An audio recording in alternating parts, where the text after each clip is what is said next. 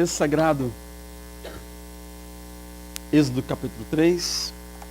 Moisés tem nos guiado, né, nesse culto hoje, buscando a presença do Senhor. E o nosso tema hoje é de volta ao lugar santo. Melissa, treino ou tem alguém? Okay. De volta ao lugar santo. Êxodo capítulo 3, de 1 a 7. Assentadinho, cheio de sensibilidade ao Espírito Santo. Vamos ler a palavra do Senhor. Moisés pastoreava o rebanho de seu sogro Jetro, que era sacerdote de Midian. Um dia levou o rebanho para o outro lado do deserto e chegou a Horebe, o monte de Deus. Ali o anjo do Senhor lhe apareceu numa chama de fogo que saía do meio de uma sarça. Moisés viu que, embora a sarça estivesse em chamas, esta não era consumida pelo fogo. Que impressionante, pensou. Por que a sarça não se queima? Vou ver isso de perto. O Senhor viu que ele se aproximava para observar, e então, do meio da sarça, Deus o chamou. Moisés, Moisés, eis-me aqui, respondeu ele. Então disse Deus, não se aproxime. Tire as sandálias dos pés, pois o lugar em que você está é terra santa. Eu sou o Deus de seu pai, o Deus de Abraão, Deus de Isaque, o Deus de Jacó. Então Moisés cobriu o rosto, pois teve medo de olhar para Deus. E disse o Senhor, de fato tenho visto a opressão sobre o meu povo no Egito, e também tenho escutado o seu clamor por causa dos seus feitores, e sei quanto eles estão sofrendo. Por isso desci, para livrá-lo das mãos dos egípcios e tirá-los daqui para uma terra boa e vasta, onde manam leite e mel. A terra dos cananeus, dos hititas, dos amorreus, dos fariseus, dos heveus e dos jebuseus. Pois agora o clamor dos israelitas chegou a mim, e tenho visto como os egípcios os oprimem. Verso 9. Disse também Deus a Moisés, diga aos israelitas, o Senhor, o Deus dos seus antepassados, o Deus de Abraão, o Deus de Isaque, o Deus de Jacó, enviou-me a vocês. Esse é o meu nome para sempre, nome pelo qual serei lembrado de geração em geração. Vá, reúna as autoridades e diga-lhes, o Senhor, o Deus dos seus antepassados, o Deus de Abraão, de Isaque e de Jacó, apareceu a mim e disse, eu virei em auxílio de vocês, pois vi o que lhes tem sido feito no Egito. Versículo 15. As autoridades de Israel o atenderão, pois você irá com elas ao rei do Egito e lhes dirá, o Senhor, o Deus dos hebreus, veio ao nosso encontro. Agora deixe-nos fazer uma caminhada de 3 dias, adentrando o deserto para oferecermos sacrifícios ao Senhor, nosso Deus. Esse texto, com esse tema, de volta ao lugar santo, me fez refletir nesses dias sobre o tempo, que às vezes passa rápido demais, às vezes passa lento demais. Imagina, quando está em crise, o tempo passa muito devagar, a coisa não acontece, não chega. Mas quando temos um momento de alegria, aí é diferente. Mas no tempo de crise temos vontade de desistir, vontade de chutar tudo, principalmente se estamos sozinhos, longe da família. Mas, quando a família vem do Brasil, eu não recebi visita. Estou só falando o que eu vejo na vida dos irmãos por aí. E vem sempre bichinho de monte, né? Lembra de bicho de monte?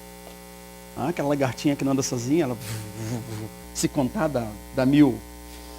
Bicho de monte, bagunça a vida da gente, gasta toda a economia da gente, nos cansa, quebra o ritmo. Os meninos perdem o ritmo no dia a dia, vira, em vez do seu ritmo, o ritmo da vovó.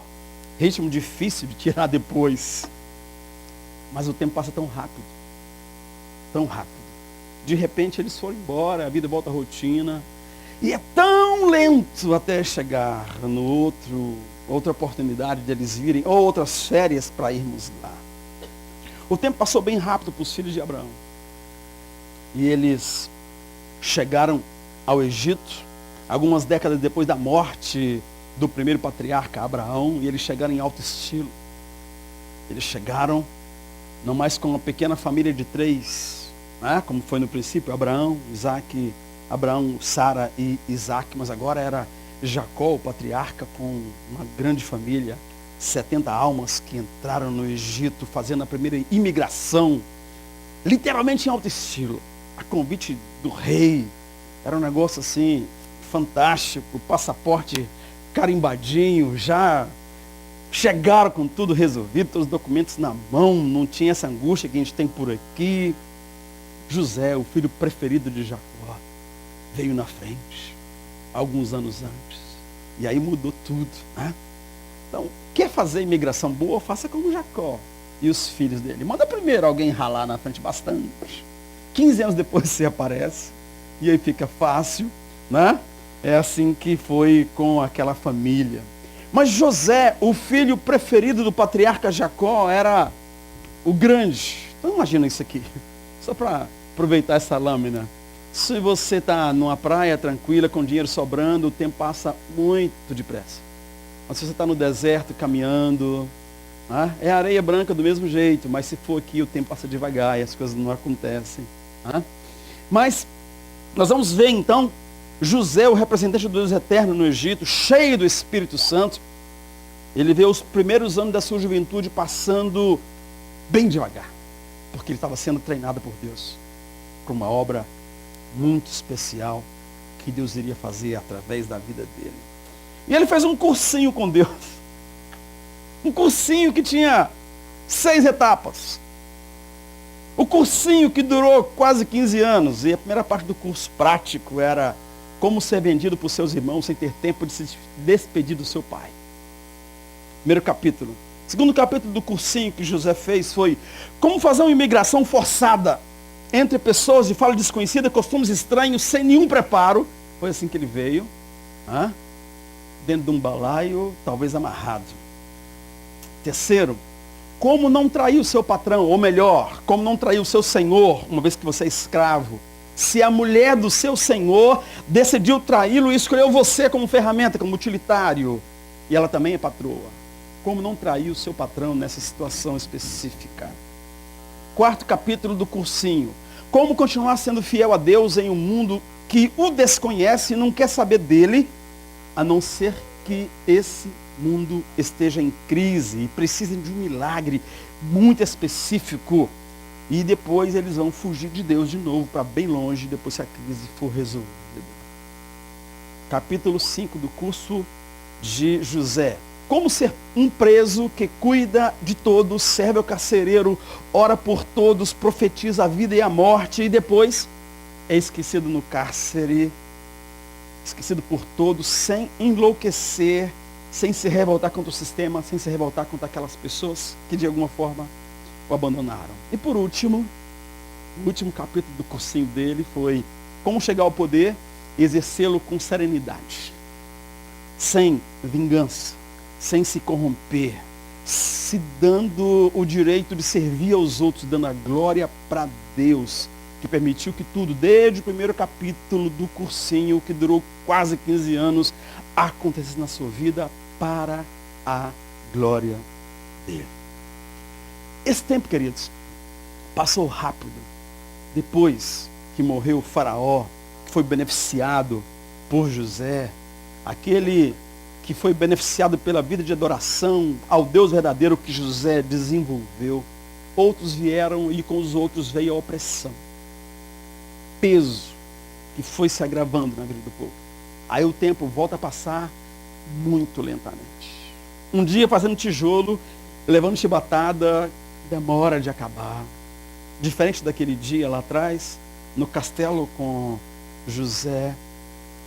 E aí, o tempo foi passando, os próximos 300 anos pareceram 3.000 anos. Não se lembrava de Abraão, de Isaac, de Jacó. As chibatadas demoravam a cicatrizar, queridos. A lágrima era difícil de secar. Quando ela aparecia, era difícil chorar também. Chorava-se para dentro. Chorava-se com a alma. Tempo muito, muito, muito difícil. Aí apareceu esperança. Moisés. E Moisés nasceu, e aí a primeira etapa da vida dele era puro milagre. O nascimento dele, a vida dele, o desenvolvimento dele, puro milagre. Percebia-se desde o nascimento que o Espírito Santo agia. E o Espírito que agia lá atrás na vida de José, de alguma forma estava agindo de novo, se movimentando no meio do povo, a esperança renasce. Chegara-se o tempo em que Deus falou com Abraão e o povo retornaria para a terra que o Eterno lhes havia prometido. Isso renasce, isso traz alegria para eles, mas nós sempre esperamos a coisa para amanhã. E entre o nascimento de Moisés e tudo aquilo começar a acontecer, demorou-se pouco mais de 80 anos. Preste atenção nessa questão do tempo. Agora um povo numeroso, poderoso, mas que não sabia da sua força, não lembrava do chamado, não acreditava nas promessas. Era esse o povo que Moisés, nessa primeira etapa, viveu com eles, na segunda etapa também. E aí ele foi para a escola, para a universidade no Egito, e foi ali aprender. Se Moisés por um tempo demonstrou alguma esperança para os que o conheceram, depois ele teve que fugir do Egito, perseguido como um bandido, não à toa, ele matou uma pessoa, exatamente por impaciência, ele assassinou um egípcio, mas com muita boa intenção, queridos. Mas se não faz parte do plano de Deus, fazer a coisa errada pelo motivo certo, Deus não trabalha assim. Mas ele achou que se ele fizesse daquela maneira, Deus cobriria ali o pecado dele, a agressão dele, a impaciência dele, mas não foi assim. O último fio de esperança daquele povo, que estava renascendo, pá, se quebrou. Que vem a palha, continuaremos a fazer tijolos, o Egito é para sempre. Isso não tem jeito, isso não tem jeito, nada vai mudar, tudo será como antes.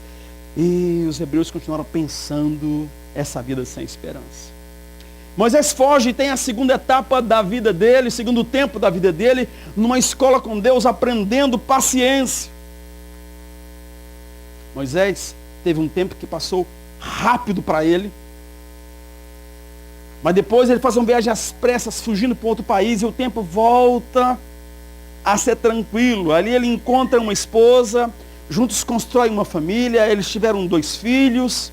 Ele usa 40 anos na Universidade do Egito para apacentar o rebanho do seu sogro Jetro, numa vida tranquila. Ele vê os filhos crescerem, ele lidera a vida financeira do patrimônio do sogro, sem perder um privilégio, querido, de estar nas montanhas, com um rebanho, tranquilo, ouvindo o seu coração. E quando paramos para ouvir o coração, nosso coração tem a tendência de lembrar do passado, não é verdade? De olhar para trás, a tradição do seu povo, as histórias que ouvira sobre o Deus de Abraão, de Isaac e José, sobre a maneira maravilhosa, milagrosa como que a sua vida foi poupada lá na época do seu nascimento, sobre as maravilhas que o Eterno fizera através de José, livrando o mundo da fome, enriquecendo o Egito,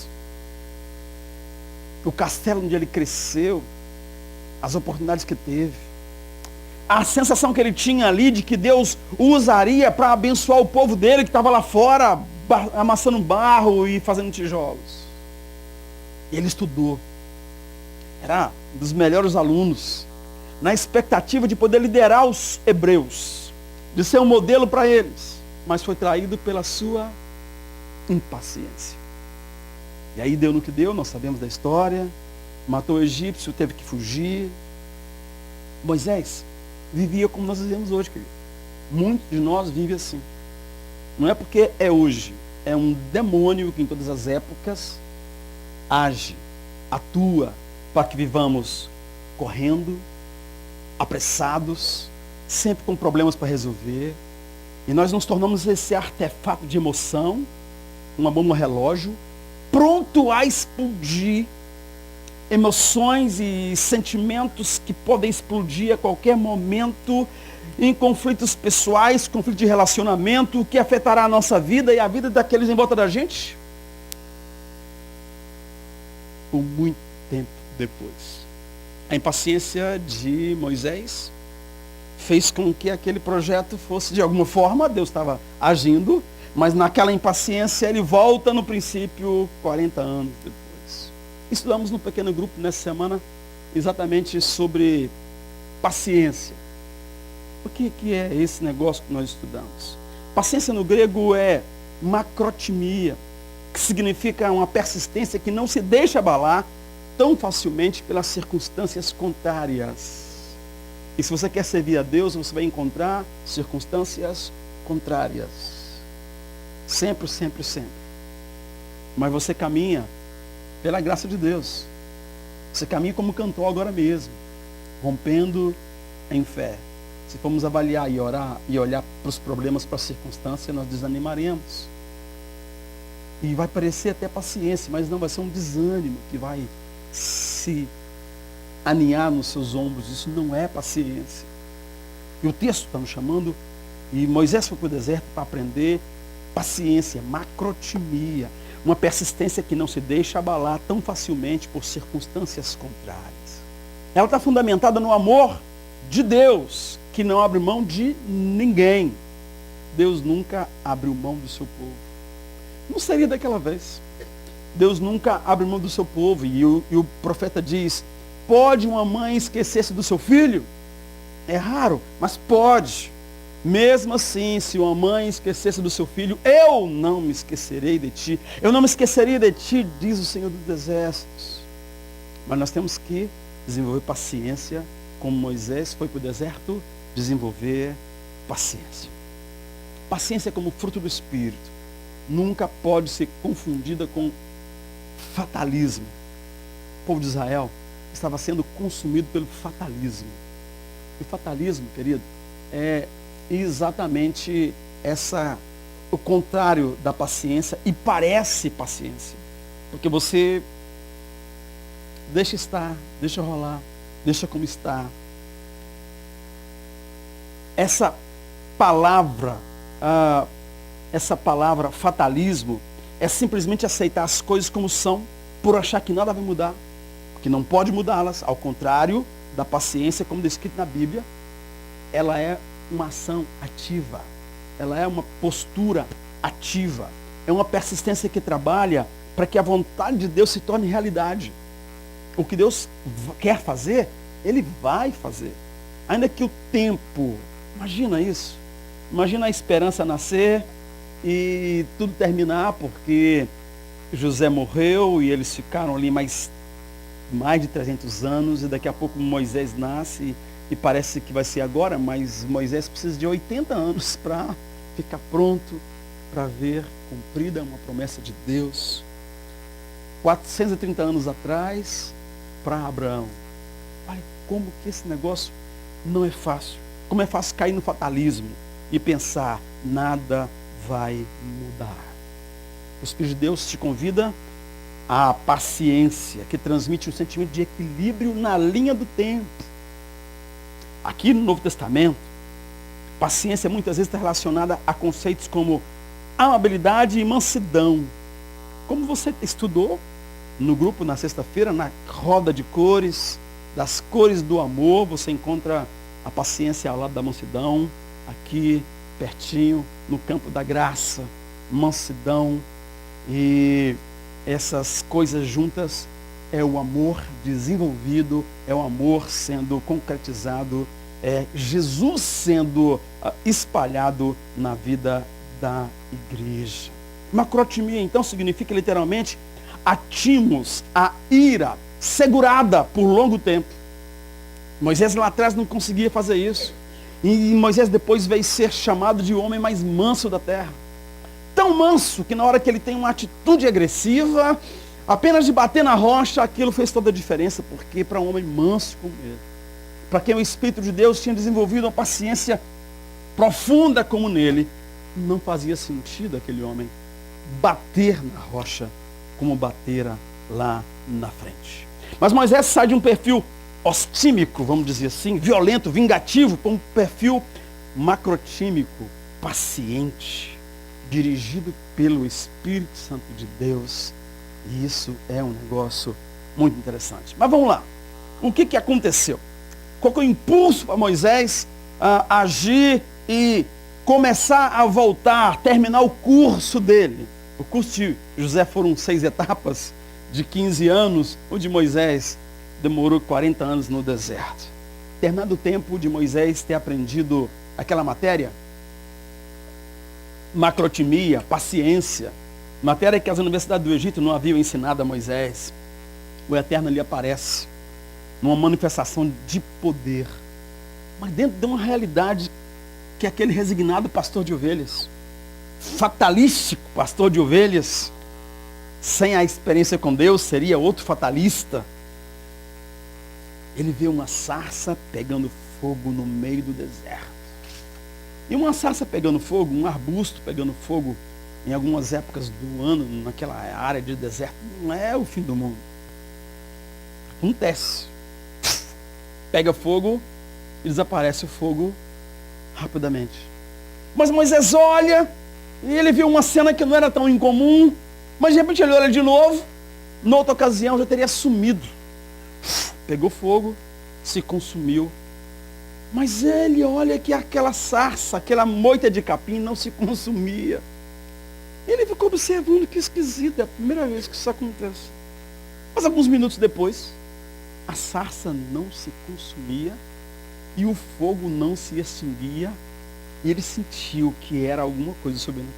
Ele falou, eu vou lá ver o que está acontecendo. E aí, de alguma forma, ele precipitou-se de novo. Precipitou-se para alguém que tinha terminado de fazer o curso de paciência. Ele se aproxima demais daquele lugar estranhamente maravilhoso. Ele foi parado por uma voz que literalmente o paralisou, dizendo, Moisés, Moisés, eis-me aqui, Senhor. Ele responde, não se aproxime, não desse jeito. Tira a sandália dos seus pés, porque o lugar que você está é terra santa. Ele não tinha força nem para tirar a sandália. Ele estava ali. Se era difícil entender a sarça ardendo sem se consumir, agora aquela voz que consome de dentro para fora, ele cobre o rosto, ele teve medo de olhar. Ele sabia que era o Senhor, mas ele tinha medo de olhar. E quem não teria medo, querido? Quem não teria medo daquela cena? Quem não reagiria com medo, fugindo, quando a impaciência de novo toma conta e você pisa em terreno santo com sandálias grosseiras e pés sujos? Não acontece com a gente tantas vezes, queridos? Como pastor, eu nunca vi uma sarça ardendo, eu nunca fui nesse lugar. Você está enganado, você foi, você vai sempre.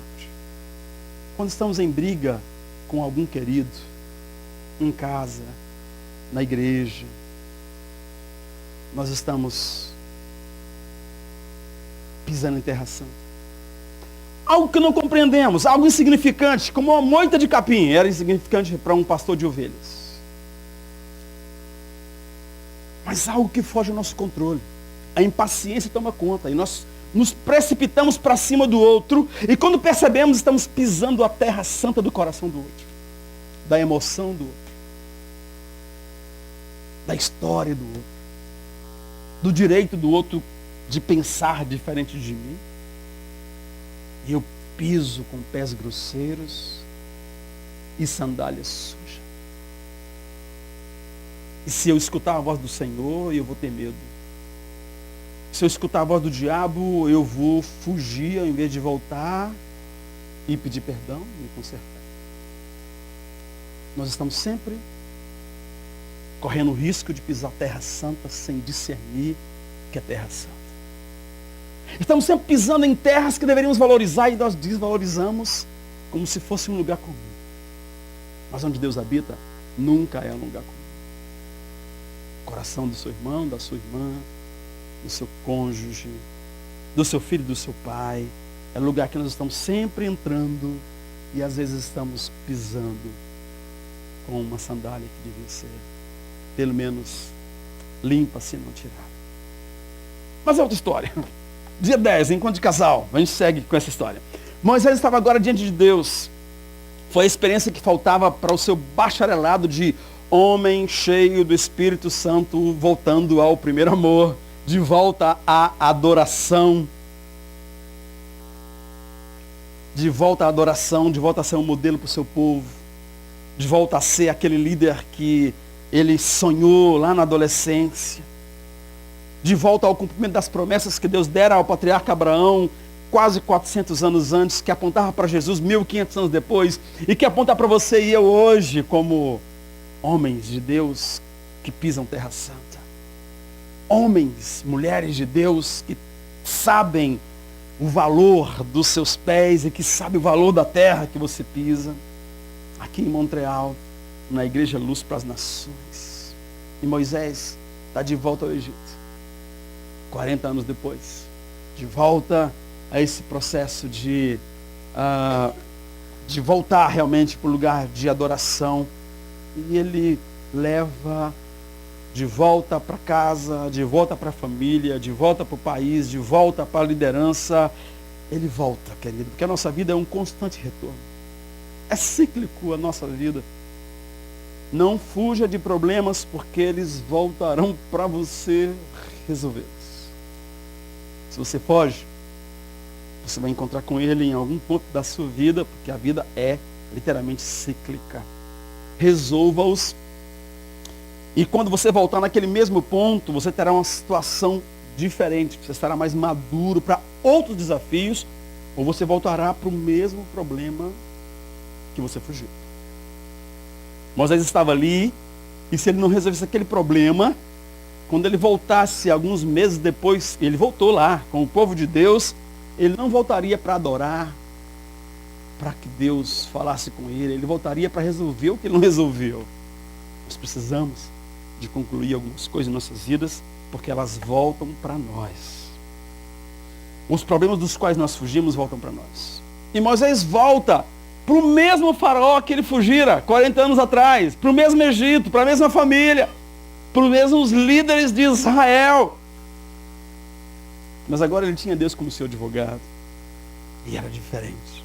Moisés tinha 3 desafios distintos dos quais ele fugiu, ou pelo menos se ausentou nos últimos 40 anos. O povo, que incluía a sua família, os seus irmãos.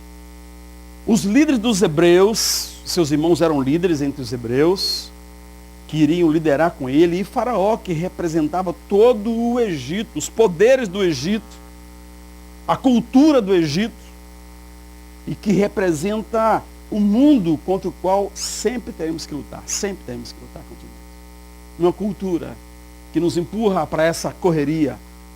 Uma maneira de ver a vida que nos tira da presença do Senhor.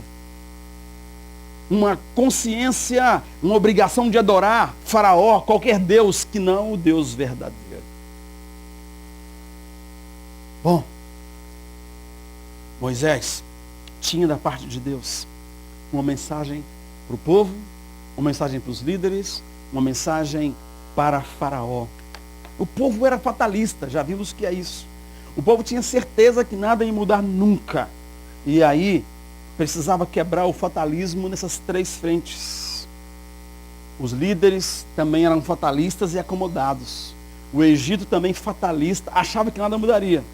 Nada mudaria. Todo o poder continuaria na mão deles. Que o grande faraó continuaria sendo o grande faraó. Mas as coisas, queridos, não tem que ser como são. Acredita nisso.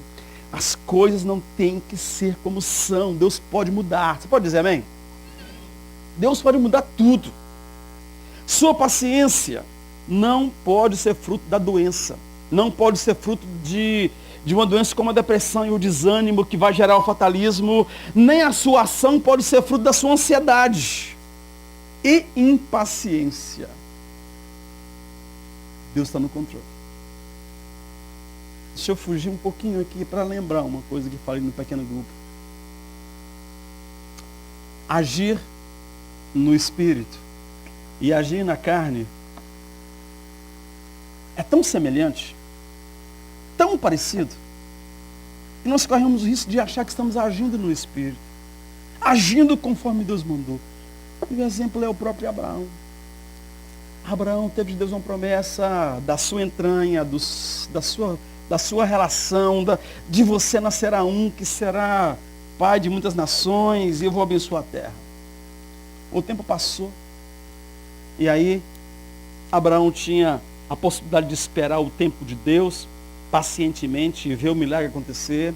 Ou Abraão podia pegar as habilidades que ele tinha, os talentos, os dons que ele tinha e fazer acontecer. Então Abraão se relacionou com uma mulher e dali nasceu um filho. Abraão se relacionou com uma mulher e dali nasceu um filho. Um é a obra da carne, a outra é a obra do espírito. Mas o resultado é muito parecido quando você vê duas crianças. Não interessa a raça, criança é criança. Só que uma era a obra de Deus, a outra era a obra da carne, da própria impaciência de Abraão, e o outro do milagre, da espera, do tempo de Deus para a vida de Abraão. Voltando para cá, Deus então tinha um recado para o povo, um recado de esperança. Ele disse: diga aos israelitas, o Senhor, o Deus dos seus antepassados, o Deus de Abraão, de Isaac e de Jacó, enviou-me a vocês. Esse é o meu nome para sempre, nome pelo qual serei lembrado de geração em geração. Está aqui um recado de esperança, que tinha como propósito quebrar o fatalismo, a dureza da vida que tinha matado os sonhos de um futuro para aquela nação. O povo não se lembrava mais de Deus, do que Deus falara a Abraão: eu sou o seu escudo, o seu grandíssimo galardão. Eu sou o seu presente e o seu futuro. A promessa valia para eles, a promessa valia para os filhos de Abraão, mas eles nem sabiam, nem acreditavam se alguém falasse. Moisés falou e eles creram. Pensando que tudo na Bíblia de alguma forma nos representa, querido, eu te pergunto: sua família foi escrava até aqui? Alguma coisa na sua vida foi dessa maneira? Sei lá, vício, briga, divórcio. Não tem que ser mais assim. Deus pode quebrar isso. É isso que Moisés veio falar para o povo. Para os líderes: vai e reúne as autoridades e diga-lhes, versículo 16, o Senhor, o Deus de seus antepassados, o Deus de Abraão, de Isaac e de Jacó, apareceu a mim e disse: eu virei em auxílio de vocês. Eu vi o que lhes tem sido feito no Egito.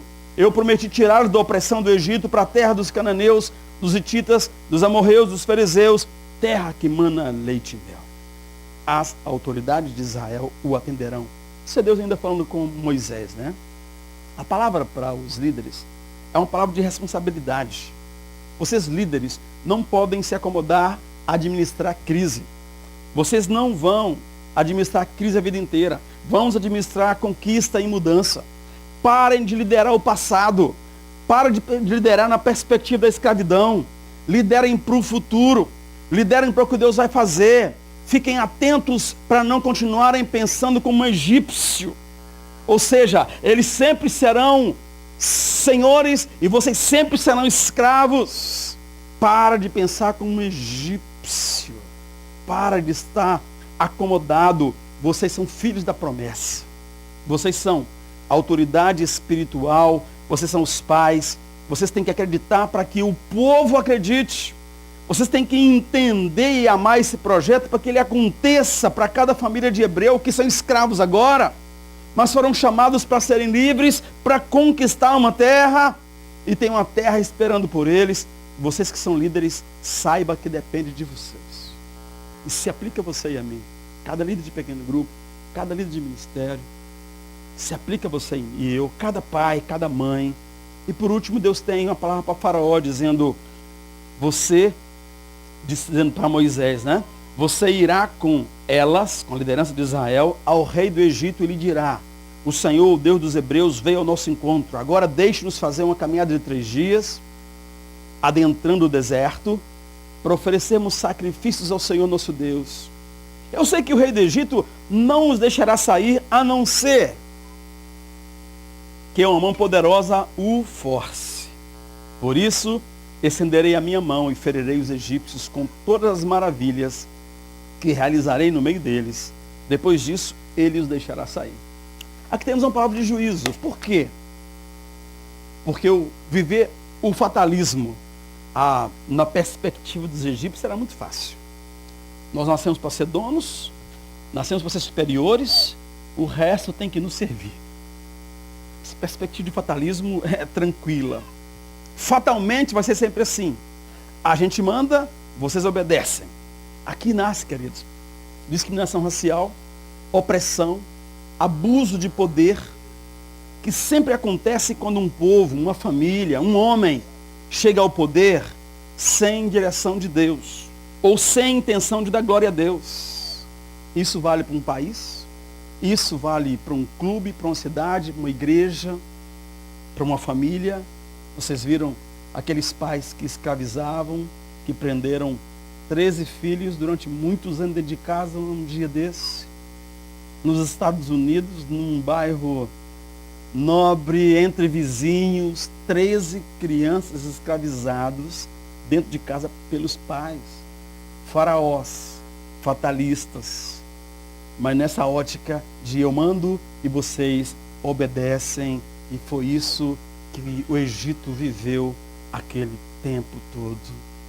Mas o recado de Deus para Faraó era o mesmo para o povo e para as autoridades dos hebreus. Deus pode mudar tudo.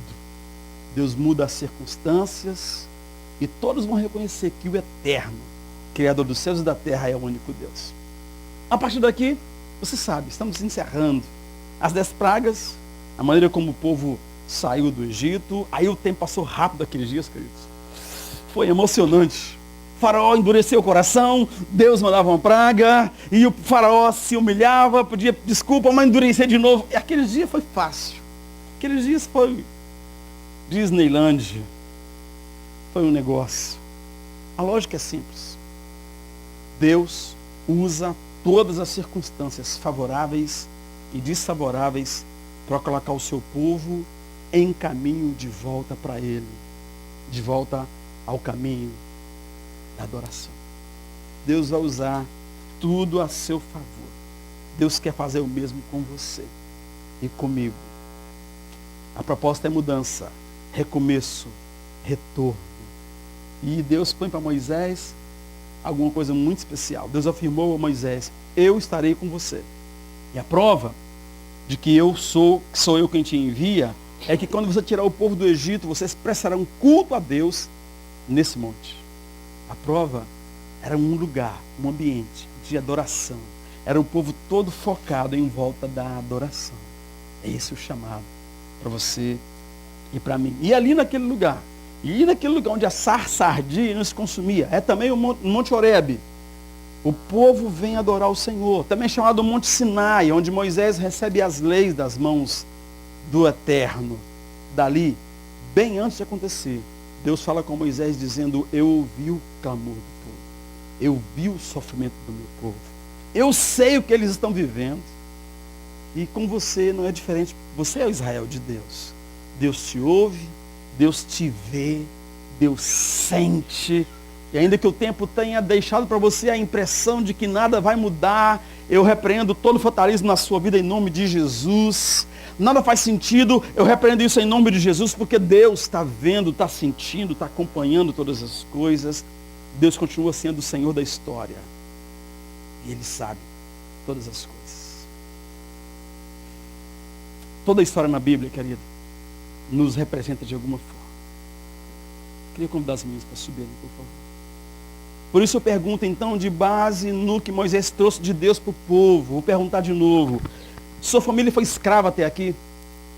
Viveram presos em vícios, em brigas, em divórcios, problemas, fatalismo, e a sensação é que nada vai mudar? Eu vou repetir: você não tem que ser escravo.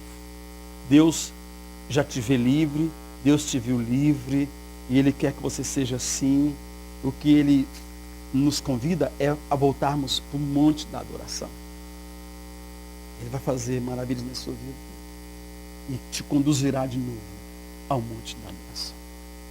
Vamos ficar de pé?